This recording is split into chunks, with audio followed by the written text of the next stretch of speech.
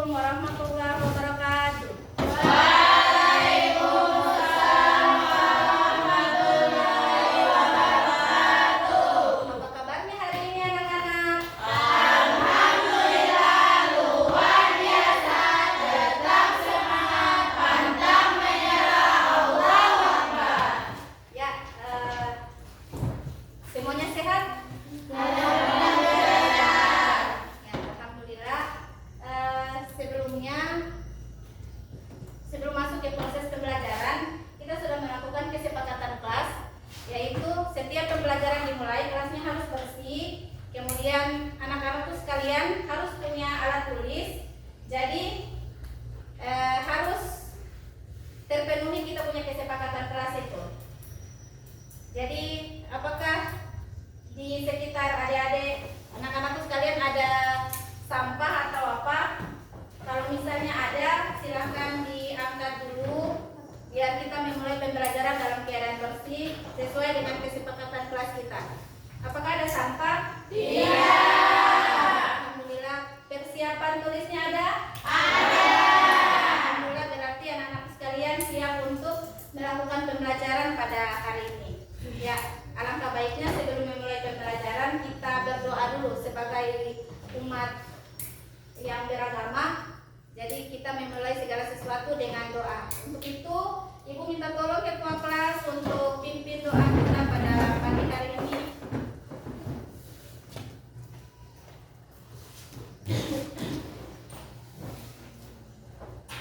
Teman-teman, sebelum kita belajar, marilah kita berdoa. Berdoa dimulai.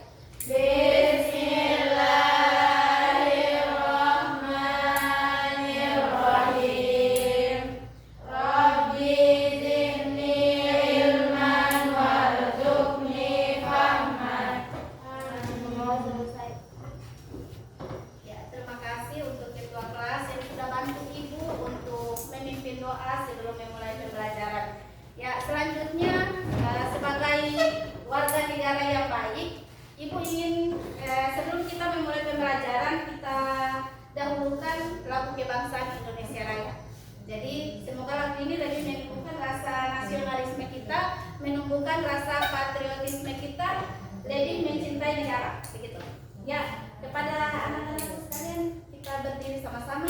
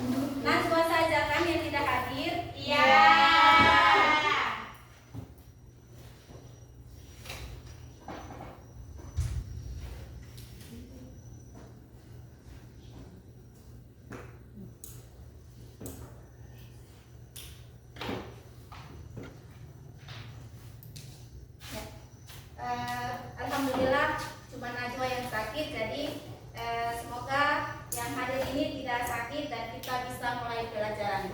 Ya, untuk memulai pembelajaran, Ibu akan putar sebuah video ice breaking itu untuk mengingatkan kembali tentang pembelajaran yang sudah kita lakukan sebelumnya.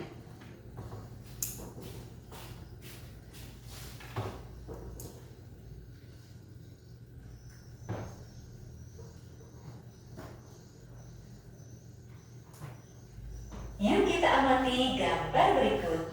Ini adalah bagian-bagian sel hewan dan bagian sel tumbuhan. Apa perbedaannya? Coba kita lihat dari bagian luar. Sel hewan tidak memiliki dinding sel, sedangkan sel tumbuhan memiliki dinding sel. Nah, dinding sel ini bersifat kaku, sehingga membuat tumbuhan tidak bisa bergerak bebas seperti hewan.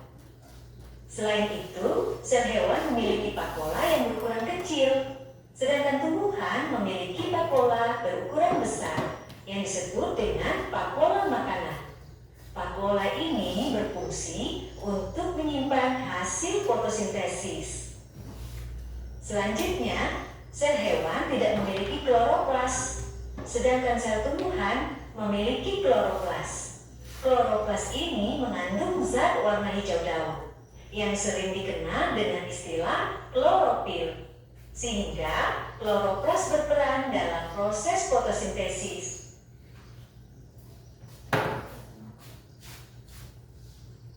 Ya, sudah simak videonya? Sudah. Oke. Yang pertama, pada pembelajaran sebelumnya itu kita belajar tentang struktur sel, yaitu sel membentuk jaringan yang nantinya membentuk organisme. Nah, apa itu sel? Saya Bu. Ya, silakan Wiwit. Sel adalah unit terkecil dari makhluk hidup. Ya, terima kasih Wiwit. Beri aplaus untuk Wiwit. Ya, selanjutnya pertanyaan yang kedua. Kita sudah bicara tentang sel. Sekarang sejarah penemuan sel pertama kali itu seperti apa? Ada yang bisa bantu saya? Ada yang minta bantu saya tentang sejarah penemuan sel?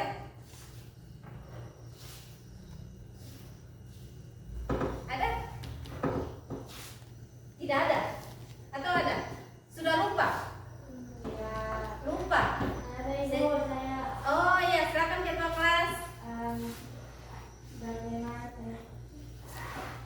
Jawab yang sejarah penemuan sel. bagaimana sejarah pertemuan sel pertama kali? Penemuan sel pertama kali terjadi pada abad ke-17 oleh Robert Koch, seorang ilmuwan Inggris, pada tahun 1665.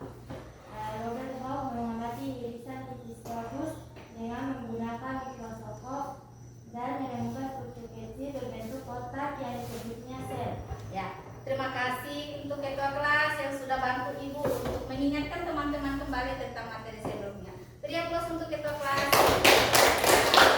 Ya, jadi yang sudah dijawab oleh teman kalian, sel itu adalah unit terkecil dari makhluk hidup. Kemudian sejarah pertemuan sel pertama kali itu yang ditemukan oleh Robert Koch. Jadi dia amati gabus, kemudian ada gelembung-gelembung kecil itu yang disebut dengan sel. Nah, kemudian dari video tadi ada satu pertanyaan terakhir.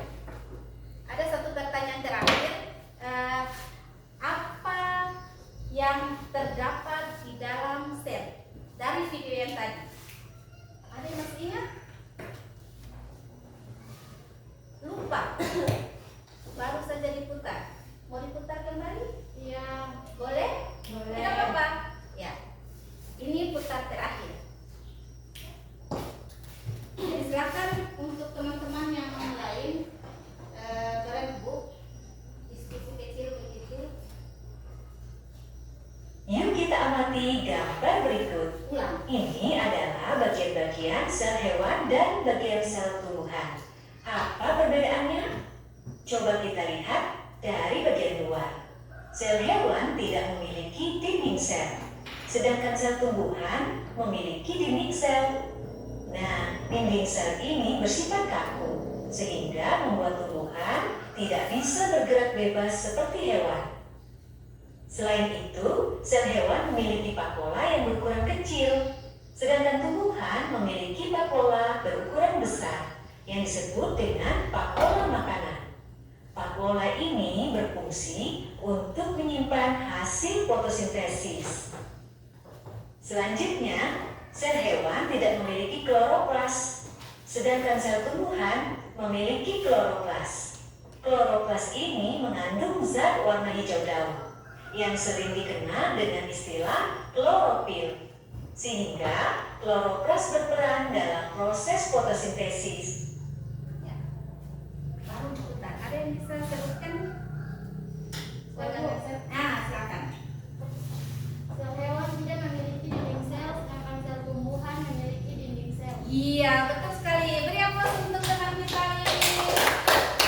Jadi, salah satu organel sel itu adalah dinding sel, yang mana untuk sel hewan tidak memiliki dinding sel, yang memiliki dinding sel hanya sel tumbuhan. Jadi, sel tumbuhan itu hanya terdapat sel hewan tidak memiliki dinding sel, sedangkan sel tumbuhan memiliki dinding sel, sehingga sel tumbuhan itu dia bersifat kaku, sehingga kalau beda ya kita hewan kan bisa bergerak, tumbuhan kan tak mungkin dia jongkok dan sebagainya, beda dengan hewan kan. Jadi seperti itu maksudnya. Oke, yang selanjutnya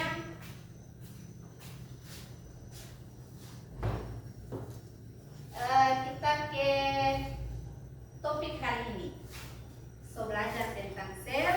Jadi sekarang orang belajar, tadi kan masih agak bingung-bingung nih tentang apa yang ada dalam sel. Nah, sekarang kita belajar tentang apa yang ada di dalam sel yang disebut dengan komposisi sel.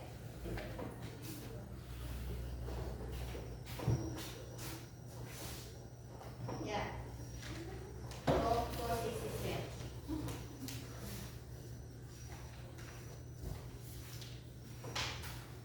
Ya, tujuan pembelajaran kita hari ini tentang komposisi sel. Jadi harapannya dari pertemuan kita hari ini, peserta didik atau anak-anakku sekalian bisa memahami dan mampu menjelaskan tentang komposisi sel, komposisi, struktur, dan fungsi sel. Itu tujuan pembelajaran kita hari ini.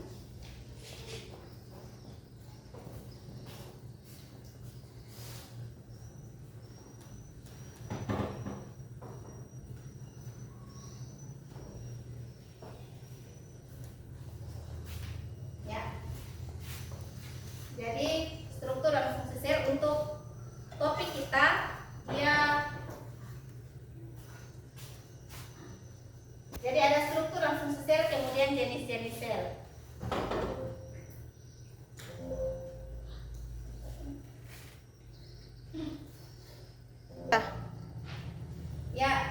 Selanjutnya tujuan pembelajaran sudah tadi. Selanjutnya kita ke materi untuk hari ini. Yang pertama, struktur dan fungsi sel. Ya, struktur dan fungsi sel itu tadi sudah dijawab oleh teman kalian bahwa sel adalah sel adalah bagian terkecil dan makhluk hidup, dan juga sel adalah struktur dan fungsional makhluk hidup. Maksudnya kalau misalnya anak-anakku sekalian sudah belajar tentang organisasi kehidupan, berarti akan tahu bahwa sel merupakan pendukung, sel merupakan struktur terkecil dari makhluk hidup, karena dari kumpulan sel dia membentuk jaringan, kemudian dari kumpulan jaringan dia membentuk organ, dan dari kumpulan organ membentuk sistem organ, dari kumpulan sistem organ membentuk satu organisme, yaitu contoh satu makhluk hidup. Ya, berarti kita makhluk hidup. Kemudian contoh tanaman kelapa, pohon itu masuk organisme. Begitu. Dari kumpulan organisme membentuk satu komunitas. Jadi kita yang berada di dalam kelas ini membentuk satu komunitas. Ya, lanjut. Untuk di sel itu kita pelajari ada membran sel, kemudian ada sitoplasma dan juga organ sel. Ya, untuk organ sel itu banyak sekali. Jadi di sini Ibu jelaskan 3 inti pokok dari organ sel. Ya, ini anak-anakku sekalian bisa lihat bahwa ini gambar ilustrasi dari sel. Kalau ini gambar sel hewan. Jadi begitu banyak organela sel yang ada di dalam sel, organela yang ada dalam sel. Dan ini dia mempunyai fungsinya masing-masing. Dia mempunyai tugas dan fungsinya masing-masing.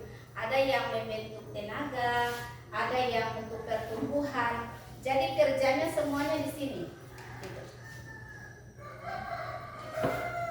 Ya, yang pertama tentang membran sel atau membran plasma. Ada yang bisa bantu saya untuk baca? Baca.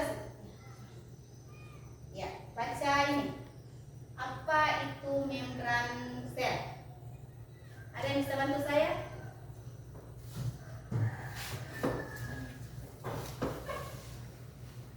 Baca ini. Saya Bu. Ya. Membran sel atau membran plasma atau plasmalemma merupakan lapisan yang melindungi inti sel dan sitoplasma. Membran sel membungkus organel-organel dalam sel dan alat transportasi bagi sel, yaitu tempat masuk dan keluarnya zat-zat yang dibutuhkan dan tidak dibutuhkan oleh sel. Ya, terima kasih untuk ketua kelas yang sudah membantu Ibu lagi.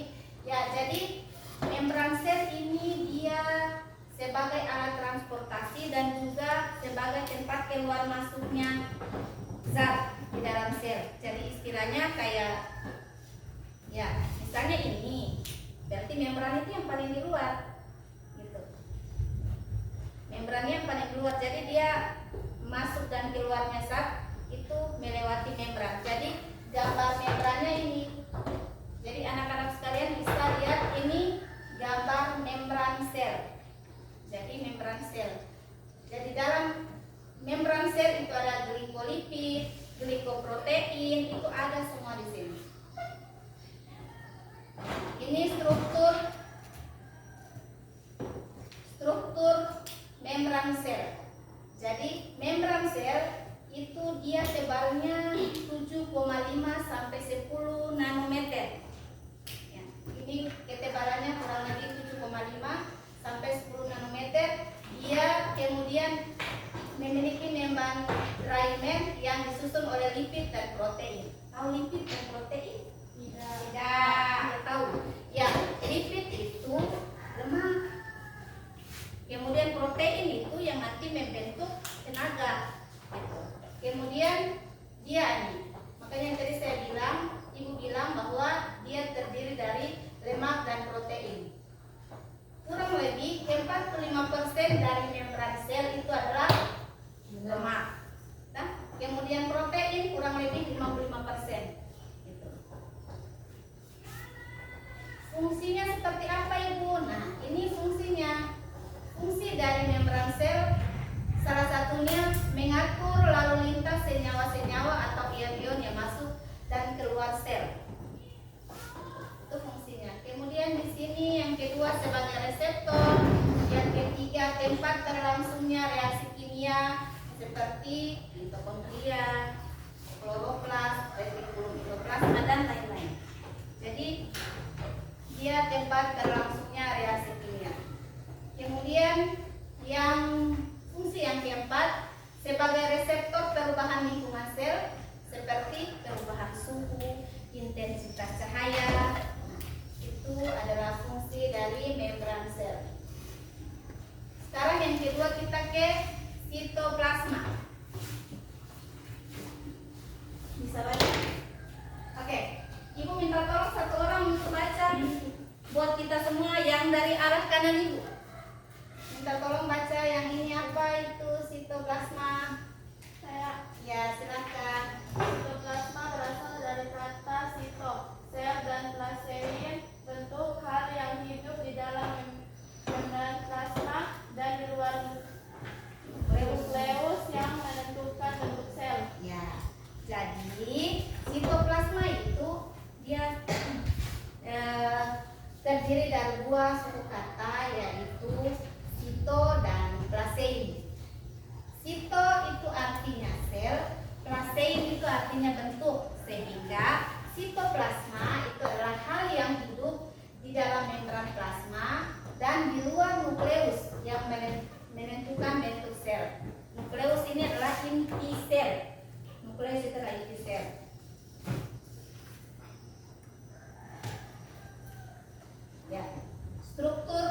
sitoplasma. Jadi biasanya sitoplasma itu dia lebih banyak berbentuk cairan. Jadi tempat organela sel itu yang tadi kita lihat bahwa organela sel itu dia berada semuanya di dalam sitoplasma. Jadi sitoplasma itu di dalamnya ada mitokondria, ada retikulum endoplasma, ada ribosom. Jadi seluruhnya ada dalam karena dia lebih ke bersifat cair. Nah, di sini untuk strukturnya dilihat dari segi fisik. Sitoplasma dapat digambarkan sebagai sesuatu yang tebal, semi transparan dan terdiri dari cairan suspensi. Jadi tidak terlalu cair, tidak terlalu padat. Nah, ini tadi yang Ibu bilang, dia kurang lebih 75 sampai 90%-nya itu air. Kemudian 25 sampai 10%-nya itu komponen padat. Komponen padatnya apa saja Ibu? Nah, ini ternyata komponen padatnya ada karbohidrat, ada lemak, dan juga zat-zat organik yang lebih sederhana seperti glukosa dan asam amino. Sampai di sini paham? Sebelum ke organela? Paham. Ya, jadi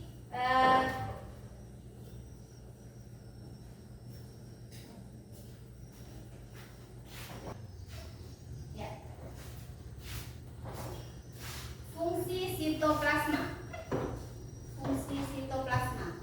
Ya, Ibu minta yang dari depan untuk Ibu baca yang ini. Fungsi yang pertama. Nah, Satu, tempat penyimpanan bahan-bahan kimia yang penting bagi mitoplasma sel seperti enzim, ion-ion gula, lemak, dan protein. ya, terima kasih. Jadi itu salah satu fungsi sitoplasma ya. Ya. Sebagai tempat penyimpanan bahan kimia.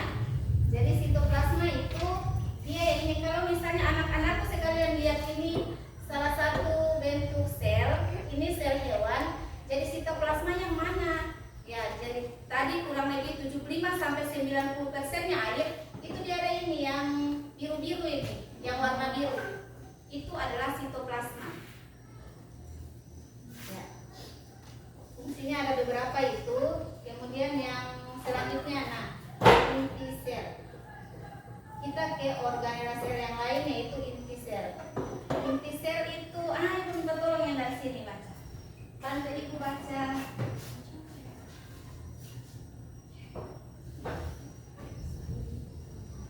Nah, siapa yang bisa? Oh ya, silakan.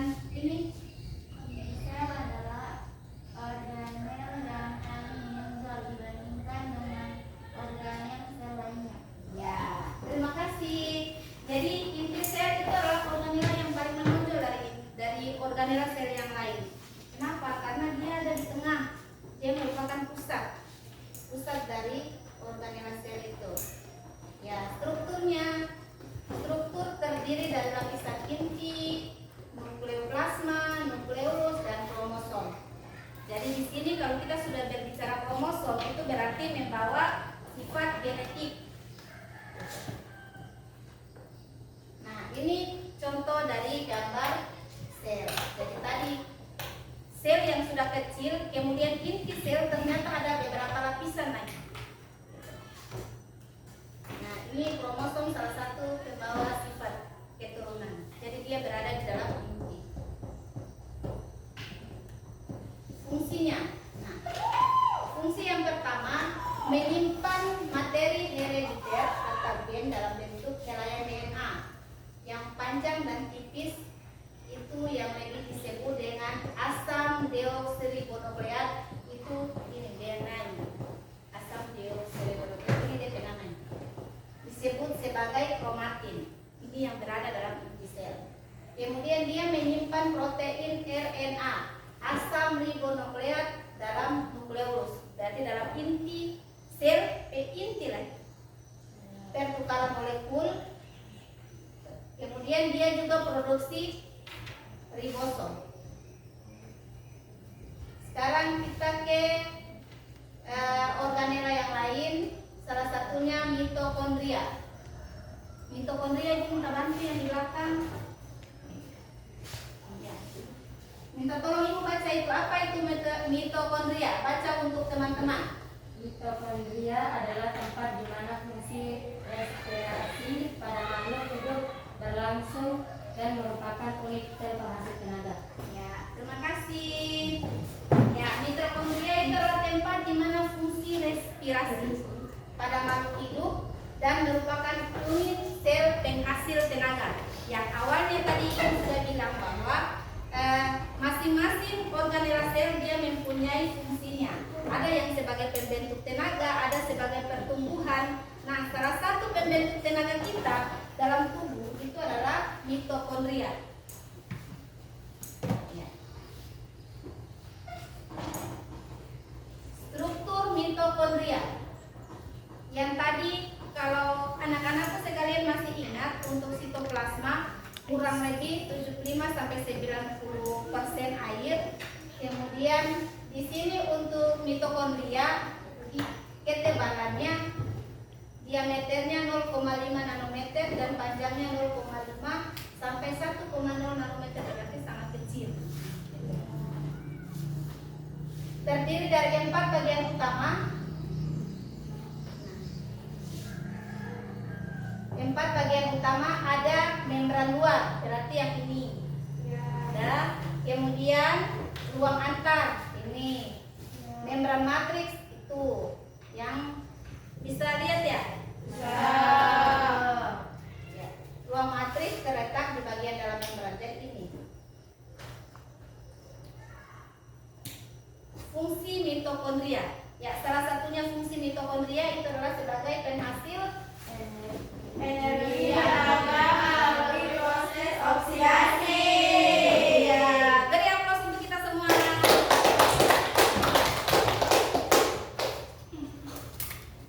Ya. Kemudian berperan penting dalam proses kimia pada pembentuk ATP. ATP. Adenin trifosfat. Ini adalah energi dalam sel. Ya. Lanjut ke ribosom.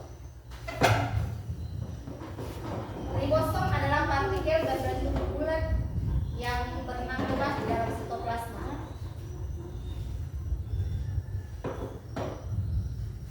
Nah, ribosom itu ini yang kecil-kecil ini. Jadi dia itu berenang bebas di dalam sitoplasma yang berbentuk bulat. Ini adalah ribosom. Fungsinya mensintesis protein. Kemudian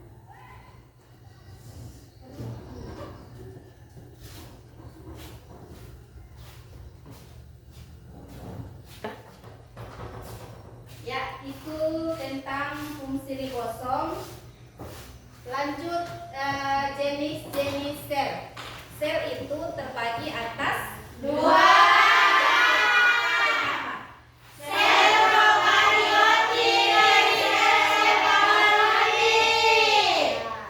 Jadi ada sel prokariotik dan sel eukariotik. Nah, ini bentukan dari sel prokariotik.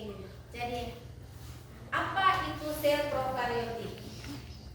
Sel prokariotik itu adalah sel yang masih sangat sederhana. Jadi sel prokariotik tidak memiliki membran, tidak memiliki dinding sel. Kemudian sel prokariotik tidak memiliki inti sel. Jadi untuk kromatinnya itu dia terbungkus di yang namanya nukleoid. Ini. Jadi yang membawa gen itu adalah nukleosid. Kemudian ada ribosomnya, ada sitoplasmanya. Jadi hampir sama dengan struktur sel yang lain. Ini sel prokariotik. Kemudian sel tumbuhan. Sel tumbuhan itu masuk dalam sel eukariotik. Tadi sel prokariotik itu dia terdapat di bakteri. Tahu bakteri? Contoh bakteri. Contoh bakteri itu ada yang namanya bakteri E. coli. Ya. Jadi yang namanya bakteri itu berarti itu dia masuk sel prokaryotik. Kemudian untuk sel tumbuhan, sel hewan dan juga jamur itu dia masuk dalam sel eukaryotik. Jadi ini contoh dari struktur sel tumbuhan. Di dalamnya ada retikulum endoplasma, inti sel, membran. Jadi ada banyak. Kemudian ini sel hewan. Hampir sama dengan sel tumbuhan, tapi untuk sel hewan tidak memiliki vakuola. Kalaupun ada, itu dia sangat kecil. Karena vakuola itu berfungsi sebagai cadangan makanan. Jadi pada tumbuhan dia berfungsi sebagai cadangan makanan. Kemudian pada sel hewan tidak ada yang namanya kloroplas. Kloroplas itu hanya ada pada sel tumbuhan. Yang nantinya kloroplas itu dia akan bertempat berlangsungnya proses fotosintesis. Yang kalau dalam tumbuhan itu proses fotosintesis itu biasanya kalau kita manusia masaknya di dapur, tumbuhan masaknya di kloroplas ini, dibantu dengan cahaya matahari. Ada lagi menyerap air dari akar. Jadi makannya tumbuhan itu salah satunya tempat produksinya di sini. Yang namanya ini. Iya. Iya, seperti itu. Ya, sampai di sini ada pertanyaan? Ada. Paham? Sudah paham tentang materi, tentang struktur dan fungsi dan juga jenis-jenisnya sudah paham. Sekarang Ibu ingin melakukan diskusi dengan cara pembagian kelompok. Untuk pembagian kelompok itu sudah kita lakukan pada asesmen awal. Jadi kalau yang masih ingat teman-temannya silakan langsung bentuk kelompok. Kalau tidak nanti Ibu tampilkan namanya di sini. Masih ingat? Masih ingat? Lupa. Kalau lupa tidak apa-apa, nanti Ibu tampilkan lagi di sini.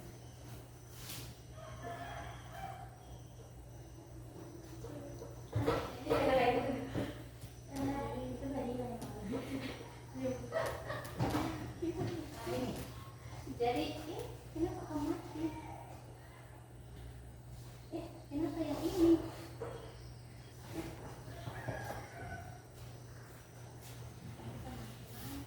Ya, untuk nama-nama kelompoknya silakan dilihat. Kita bagi 3 kelompok. Jadi kelompok 1, kelompok 2, dan kelompok 3. Silakan dilihat nama-namanya dan kita bentuk kelompok.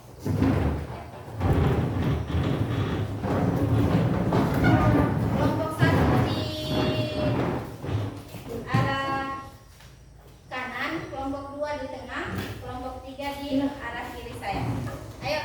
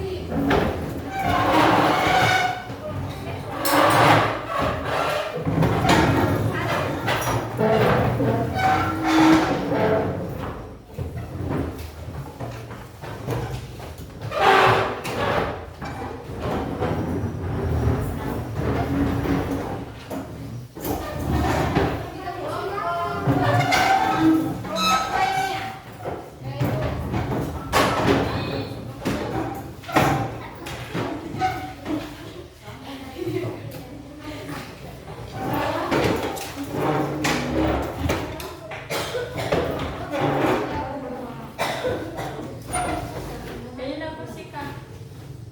Kelompok 3. Ini gimana? Yang ini. Yang ini.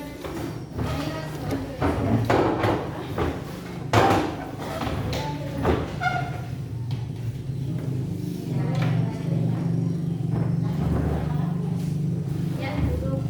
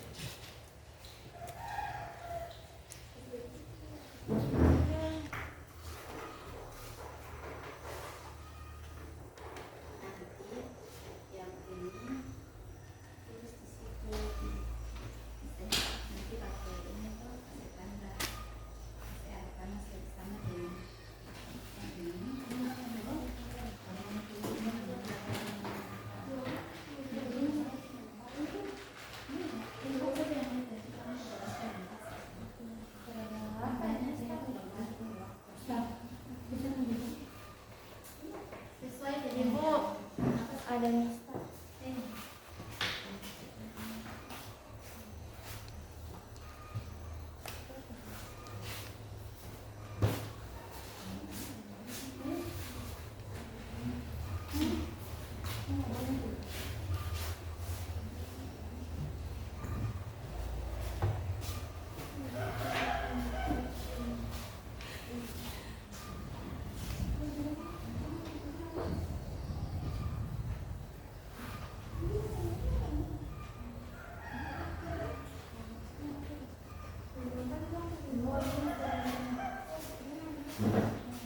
Jadi kerja kelompok yang lain kumpulkan data sesuai dengan yang diminta LKPD, yang lain gambar. Jadi sesuai dengan referensi yang sudah dikasih. Jadi yang lain video.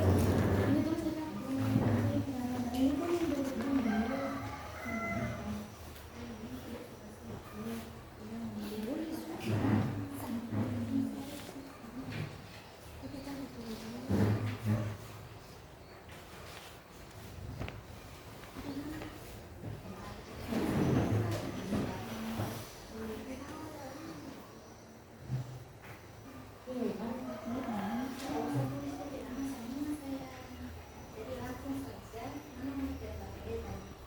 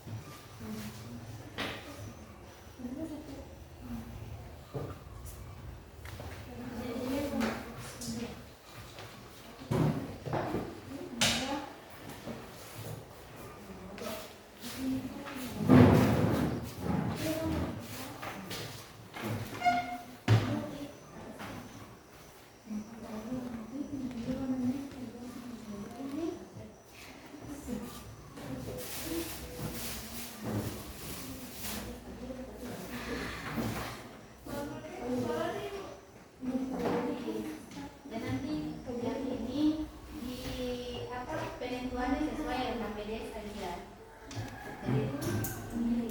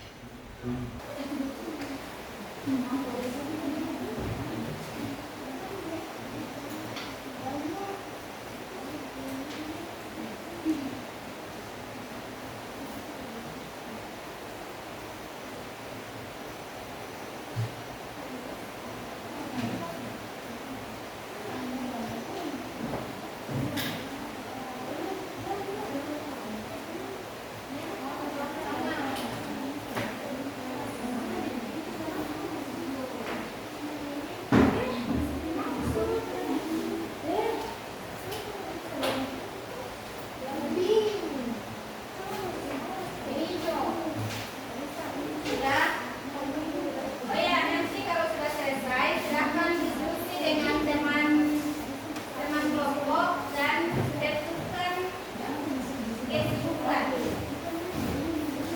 sesuai dengan RKPD.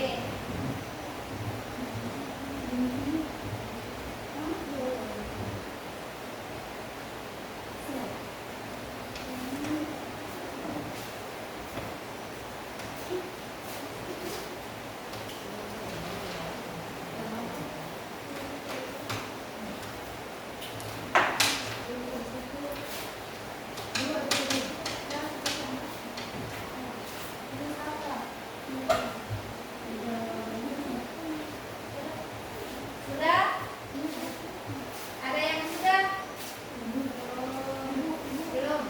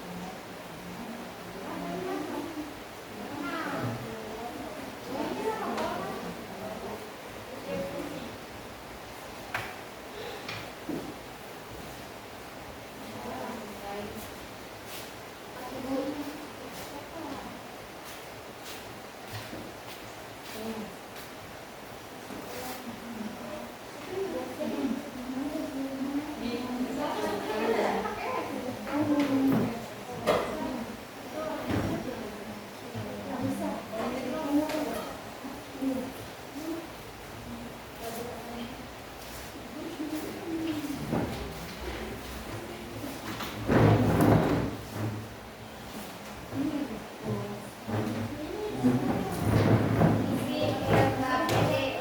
RKPD harus ada Iya.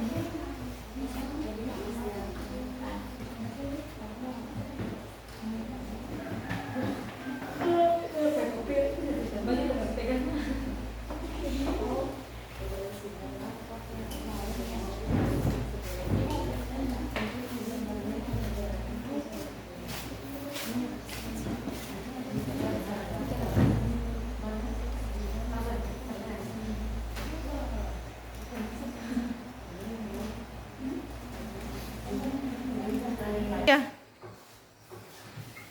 Ya, sudah?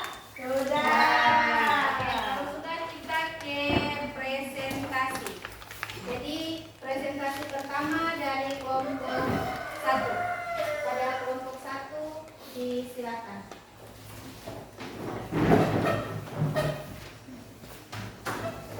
Orang pegang, satu orang menjelaskan, satu orang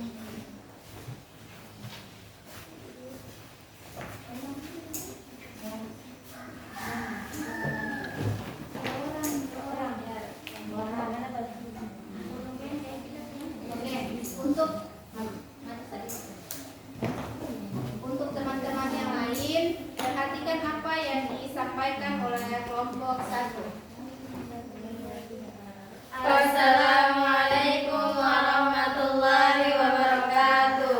Waalaikumsalam warahmatullahi wabarakatuh.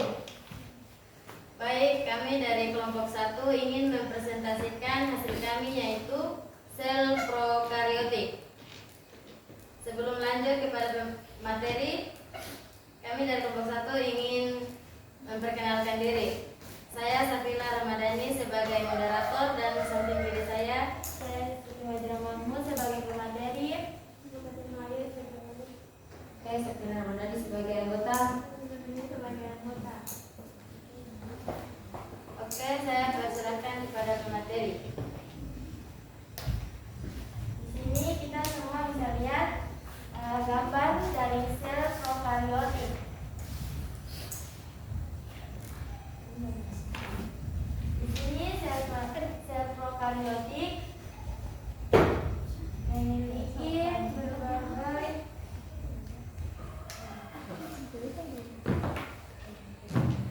berbagai sel yang ada di dalamnya. Yang pertama, sel sitoplasma. Sel sitoplasma merupakan tempat di mana semua pekerjaan dalam sel dilakukan. Oke, yang kedua, komposisi nukleot. Nukleot merupakan tempat menempelnya kromatin. Yang ketiga, membran plasma. Membran plasma merupakan sesuatu yang mengatur pergerakan zat yang memungkinkan komunikasi antar sel. Oke, kita lanjut yang keempat, ribosom.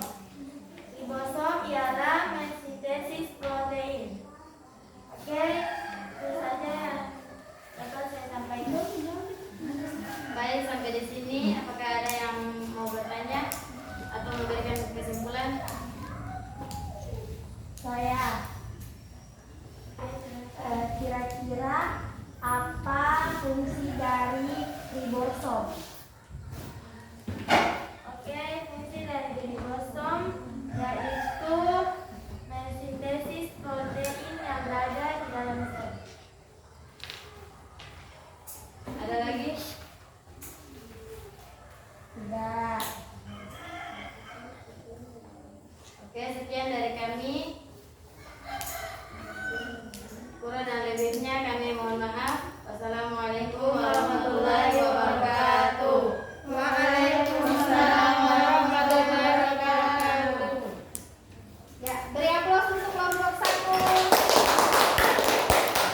Oke, kelompok selanjutnya kelompok 2 yang presentasi.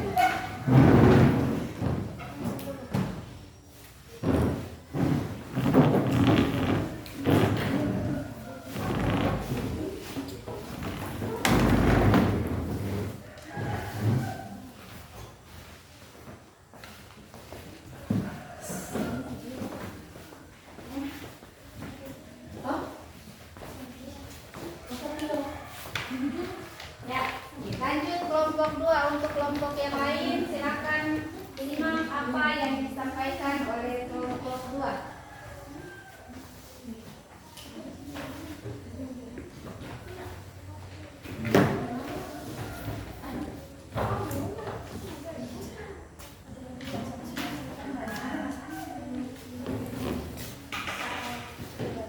Assalamualaikum warahmatullahi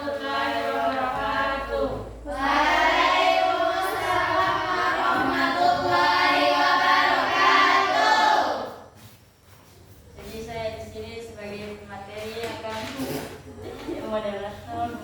Maaf salah. Moderator ingin menjelaskan hasil diskusi kami tentang sel tumbuhan.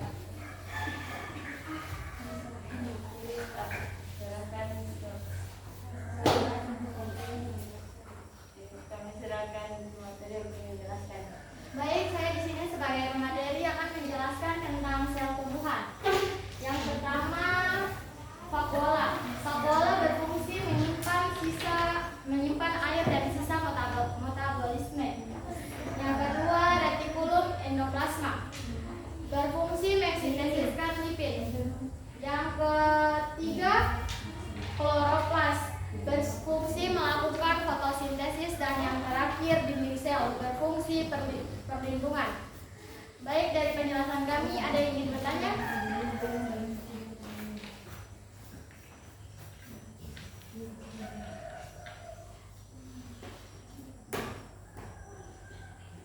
Apakah tidak ada yang bertanya?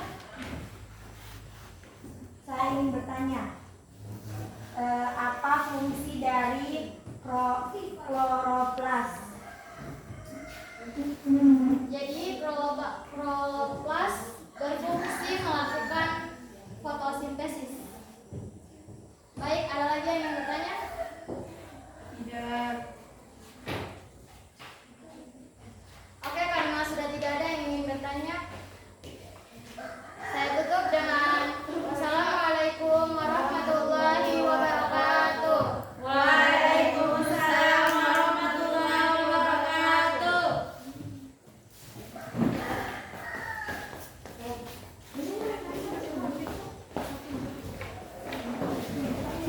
Oke, beri aplaus untuk kelompok 2. Selanjutnya kita ke kelompok yang terakhir, yaitu kelompok 3, presentasi hasil diskusinya. Pada kelompok 3 disilakan.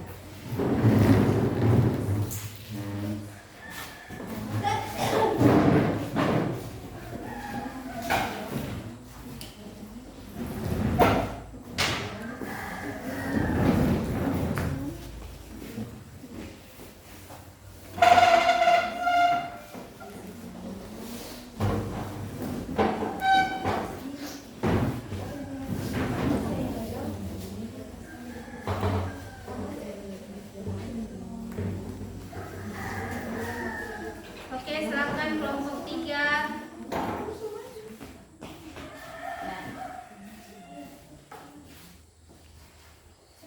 Assalamualaikum warahmatullahi wabarakatuh. Waalaikumsalam warahmatullahi wabarakatuh.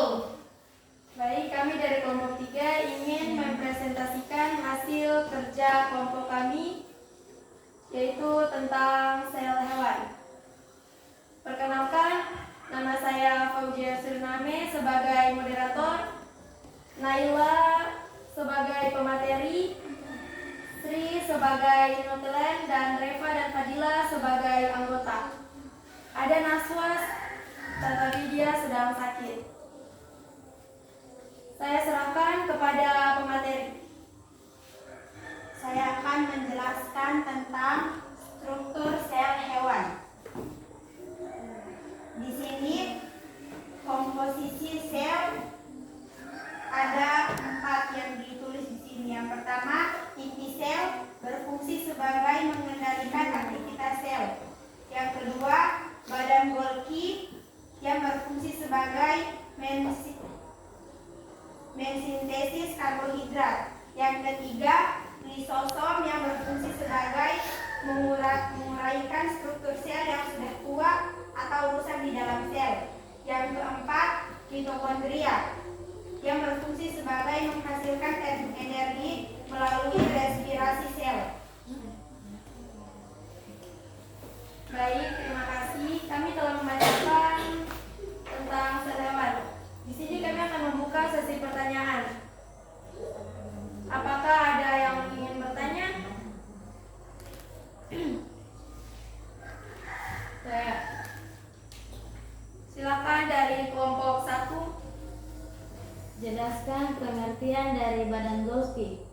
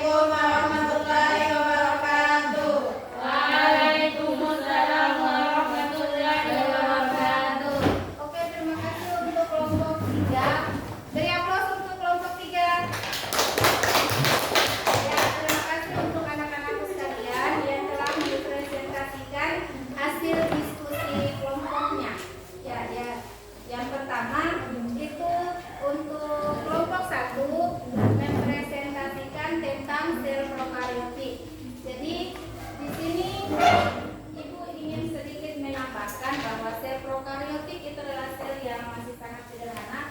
Tadi jenis-jenis sel itu ada dua, sel prokariotik dan eukariotik. Sel prokariotik itu terdapat dalam bakteri. Kemudian sel eukariotik itu terbagi atas 3. Jadi ada sel hewan, sel tumbuhan, dan juga sel jamur. Jadi terima kasih karena sudah mempresentasikan hasil diskusi kecilnya. Selanjutnya masing-masing kelompok silakan diskusi kecil, waktunya 2 menit untuk buat kesimpulan dari kerja kelompoknya yang tadi.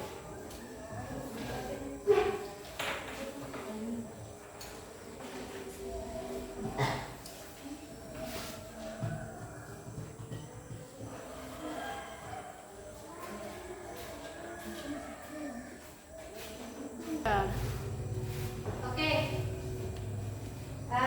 ada yang bisa simpulkan tentang pembelajaran kita hari ini? Bu, Ya, kelompok 1. kesimpulan yang dapat saya ambil, sel prokariotik merupakan sel yang belum sempurna atau masih sangat sederhana dan tidak memiliki inti sel DNA tersimpan di nukleoid.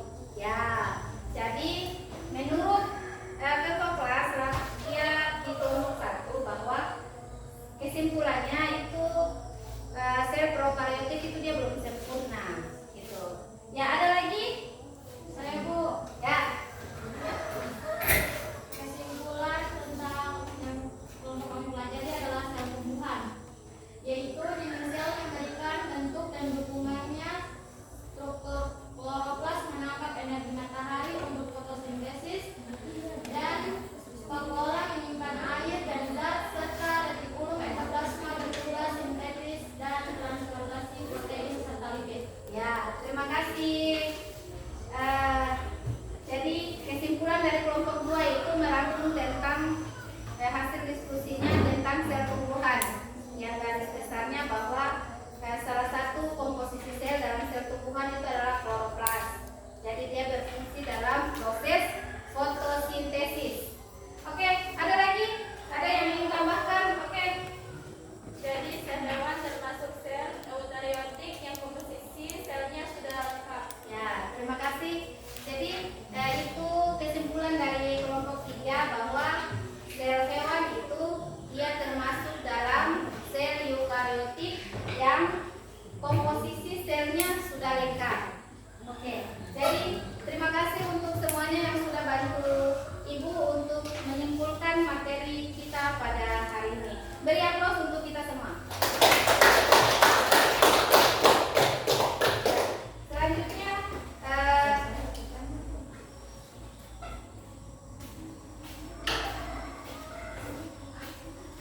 Ya, ya. Bagaimana perasaannya hari ini anak-anak? Apa yang dipelajari hari ini? Komposisi sel. Tentang komposisi sel dan